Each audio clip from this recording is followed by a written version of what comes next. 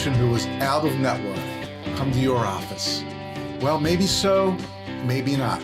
Maybe they will if you do some things really well. I'll be sharing a personal experience with you on today's Dental Practice Fixers podcast, but it may not be what you think. Hey there, I'm Dr. Richard Madow, and welcome again to the Dental Practice Fixers podcast. And thanks so much for being a listener or a watcher or whatever you are, a stalker, a lurker. I don't care what you are, but you're here with us today on the Dental Practice Fixers podcast. So thanks so much for being here. I'll tell you something. If you want to do something really nice, you could tell your friends about the Dental Practice Fixers. You could go on whatever site or app you're using to listen or watch and give us a good rating, make a comment, whatever it is. We'd really, really appreciate it, because that's how our podcast grows and stays in business, so to speak. So once again, thanks for being here. Got a really interesting story for you today, and some letters to the editor, of course, some secret shopper calls.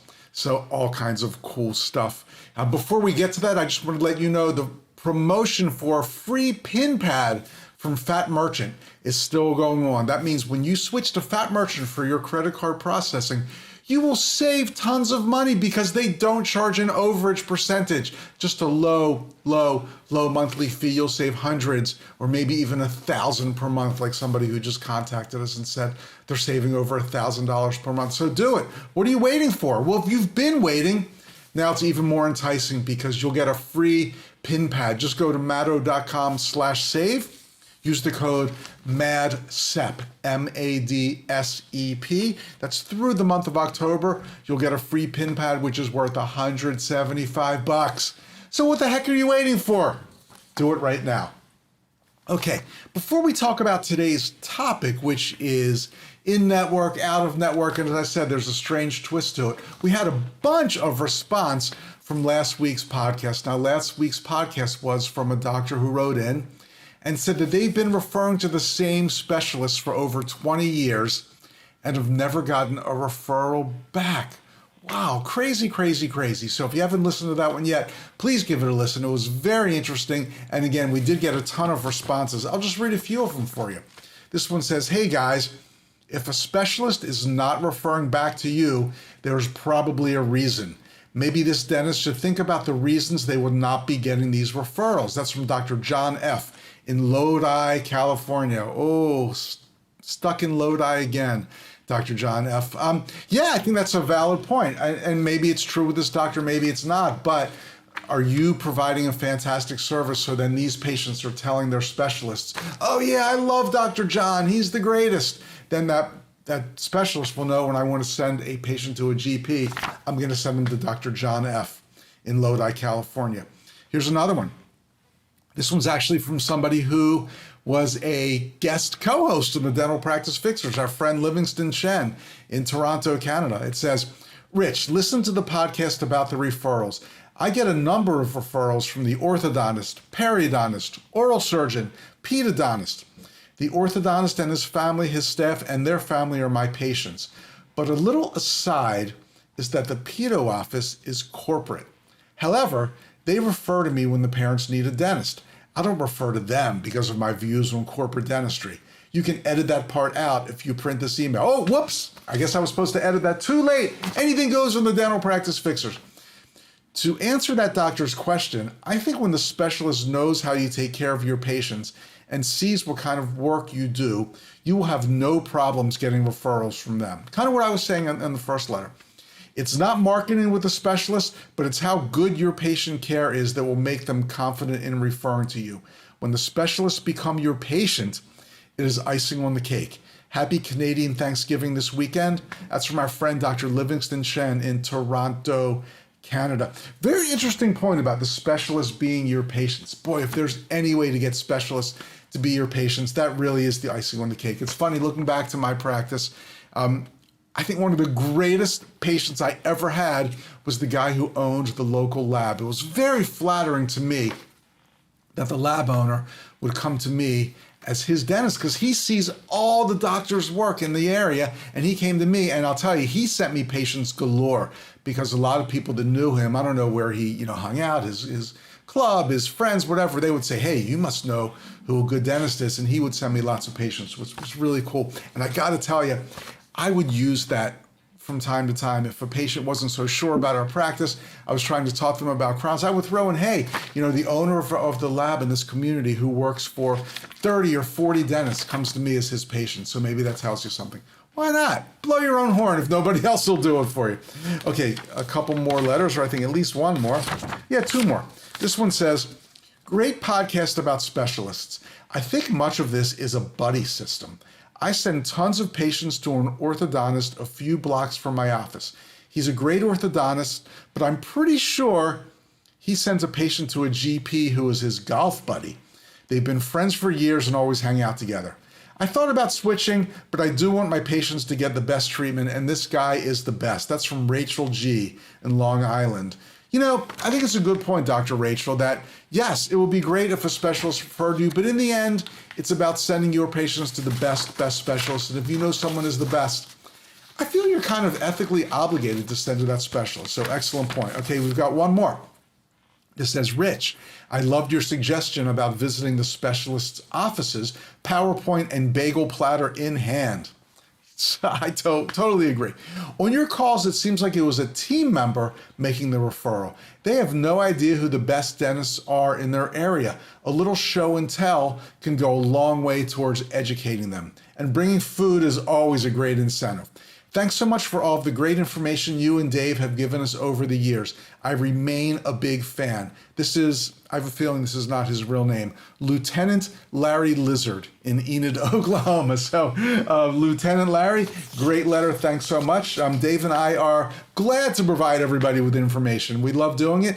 And I think you're right. And I would love to hear from the dentist who wrote that letter in last week about our suggestion to do a little show and tell. Make an arrangement that you'd like to sponsor a team meeting, bring the bagel platter, bring your PowerPoint, teach the team members what kind of treatment you're doing in your practice. It really can go a long way. So thanks so much, everybody,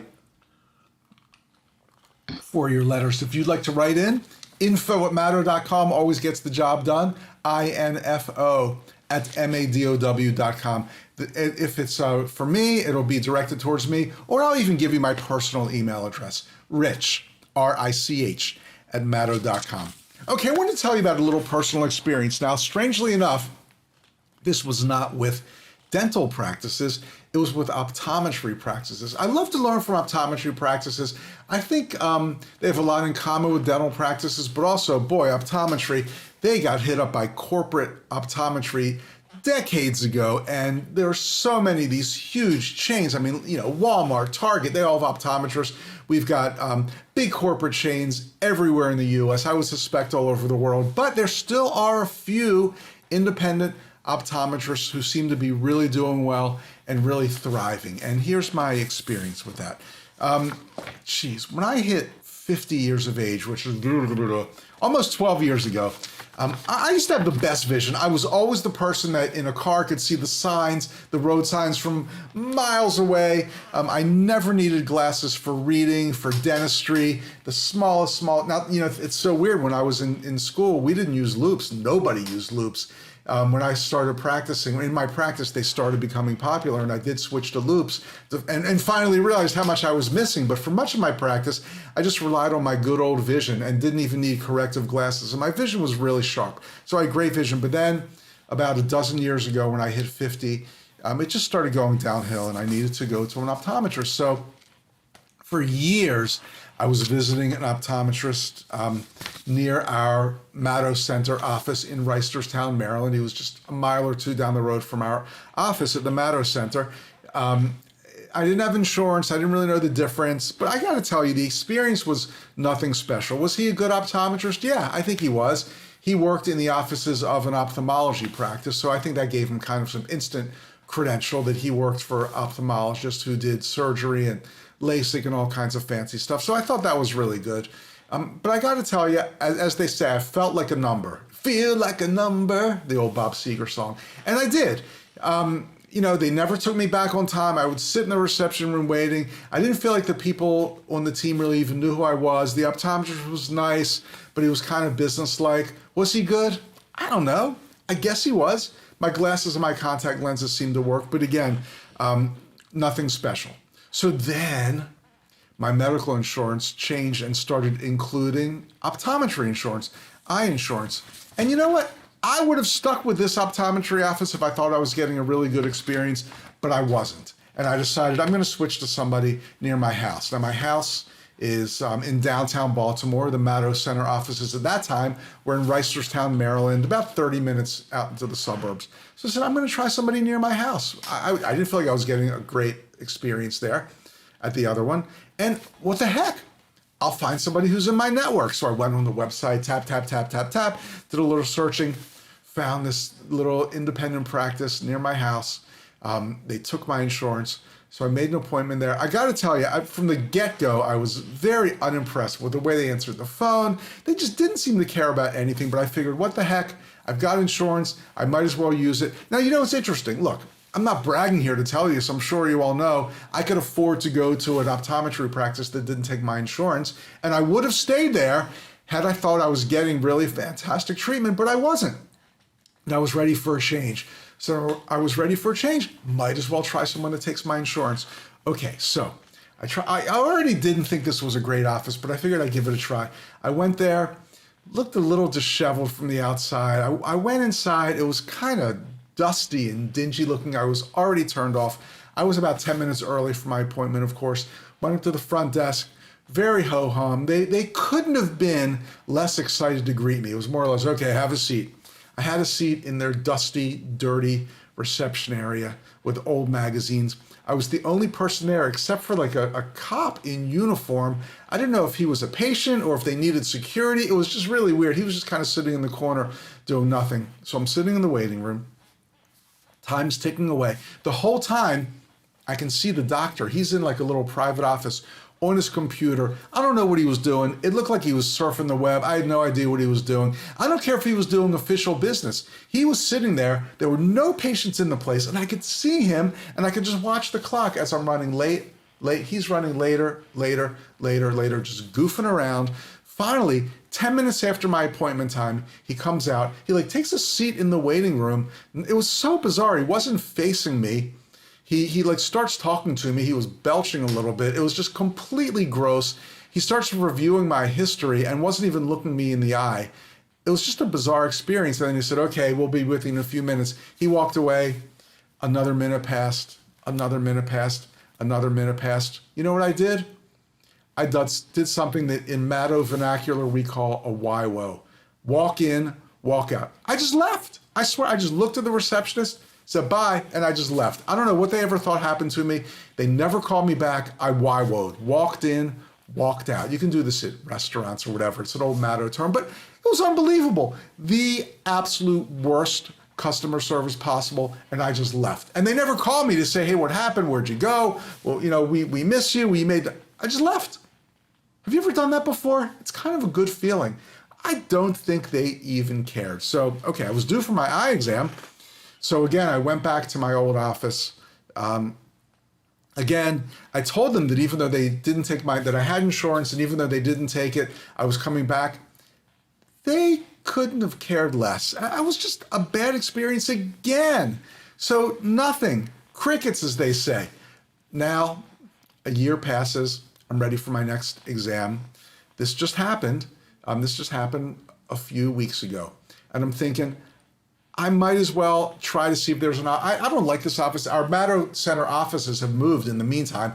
So I wasn't even near the first office that didn't take my insurance. So I'm going to try someone near my home. And I noticed when I go out on my bike rides, which I do all the time, I ride right past this office. It looks really cool, bright and clean, windows, beautiful displays. It just looked nice. So I found that they are on my insurance.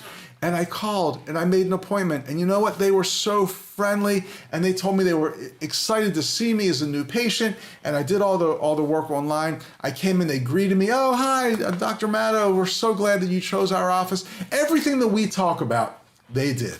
They took me back. The doctor was super nice. He had all the time in the world for me. We talked about music. We talked about the similarities and differences between optometry and dentistry. He did a really thorough exam. He did that retina scan thing, and instead of just saying everything looks fine, he pulled the monitor around so I could see it, and he explained in very simple to understand terms what we were looking at. It was really fascinating. You should ask your optometrist to explain that retina scan to you. It was really interesting. Great guy. It was a fantastic experience. Am I going back? Absolutely. Did I get new glasses? Yes, I did. If you're watching us on YouTube, you can see I'm wearing them right now.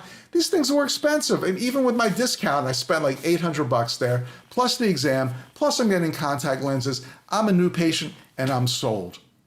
Wow. What's the story here?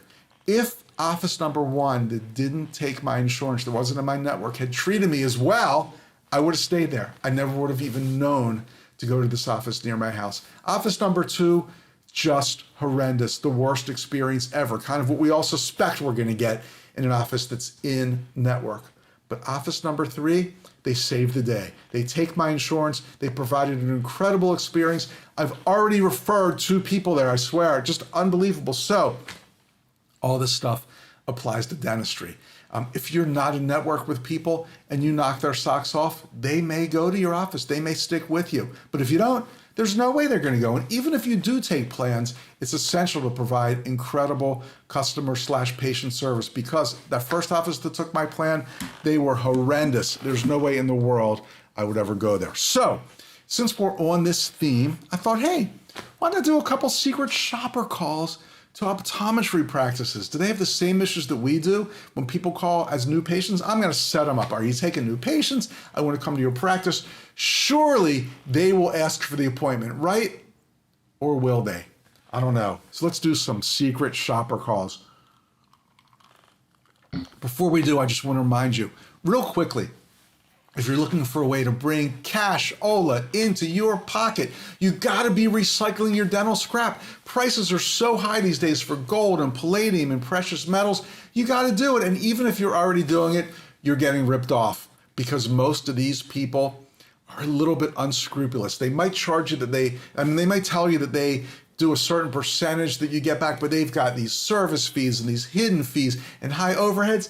Don't do it. Go to Southern Dental Refining. They've got an incredibly low overhead. It's a family-owned business. No salespeople, no big double-page ads in the dental journals. You benefit from the difference. I guarantee you, you will be happy with the incredibly great pricing you get from Southern Dental Refining, and maybe you'll be like other Matto friends who just got checks for $4,000, $5,000. I think somebody just got a check, they told me, for over $6,000 from Southern Dental Refining. So go to matto.com/save, madow.com/SAVE.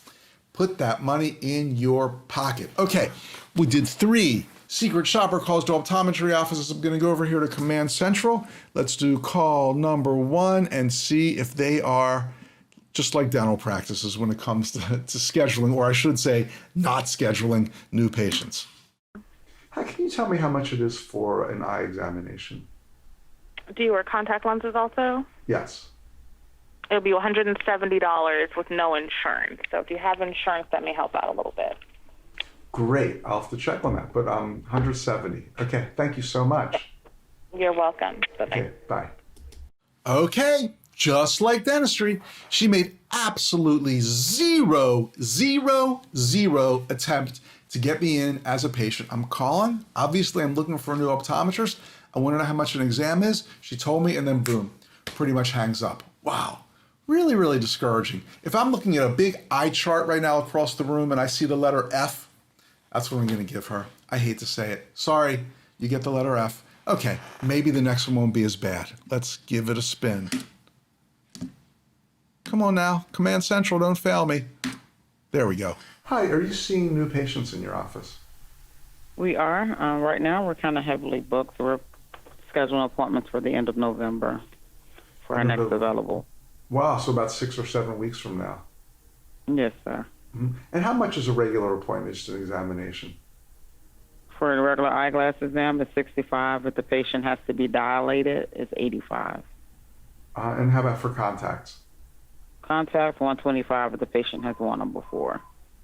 Great. Thank you so much. You're welcome. Okay, bye.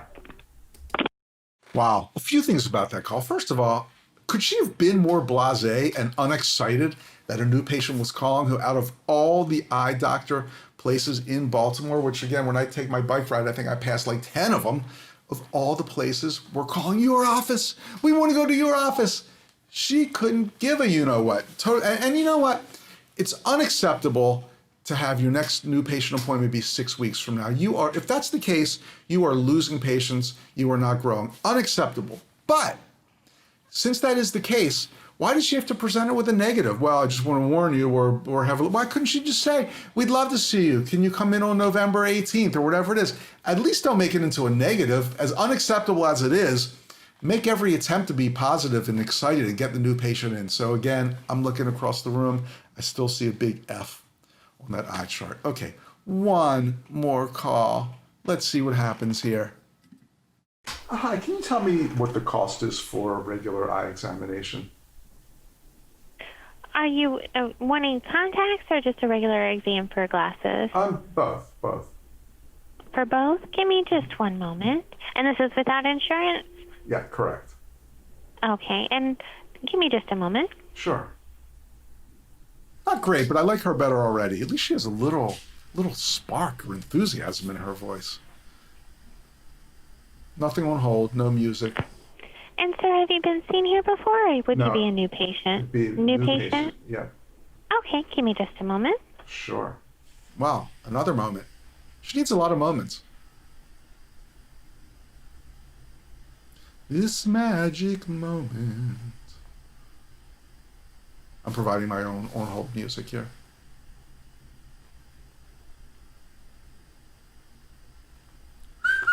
Okay, yes, sir. And have you worn contacts before? Yes.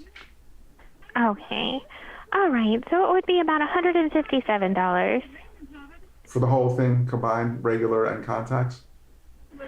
For the exam, yes, sir. It would run between $157 and $183. Great. Well, thank you so much for that information. Okay, thank you. Did you want to set up an appointment? I'm not ready quite yet, but I will definitely call you when I'm ready. Okay, that sounds wonderful. We'll talk to you then. Thank Great. you. Thanks. Bye. Bye-bye. Okay, a little bit better. I'd say a lot bit better, actually. Well, first of all, just the tone of her voice. And, she seemed very kind and sweet and nice and wanting to help. So that puts her way above the first two. Now, she asked me like 3 different questions and kept putting me on hold. Why couldn't she ask me all those at once? Have you been seeing her before? Is this for contacts? Whatever. And then get all the information. If she had to put me on hold, at least only do it once. So I didn't like that. But she was really nice. And then at the end, bravo! She asked for the appointment. Now, she didn't do it in a fantastic way. She didn't say, we'd love to see you. Can you come in today at 2 or tomorrow at 11? That's my favorite way. That's the way that works. But at least she said, would you like to make an appointment? So that puts her head and shoulders way above everybody else. Again, if I'm going to be nitpicky, she didn't get my contact information, so they can't call me back or keep me on their email list or anything like that. But geez, at least she said, would you like to make an appointment? So I'm going to give her a B+, head and shoulders above everyone else. So, wow, I thought that was pretty interesting.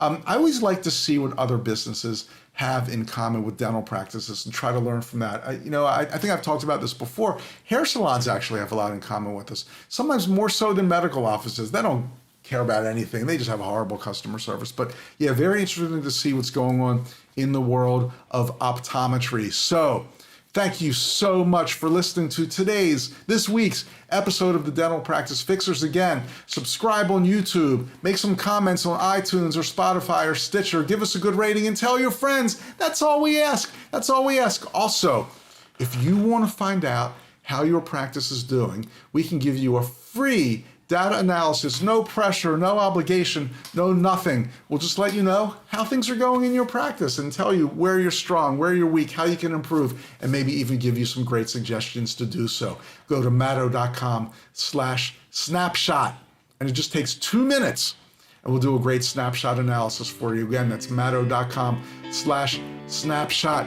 Thanks for listening or watching to the Dental Practice Fixers podcast. I'm Dr. Richard Matto, and I'll see you soon. Thanks.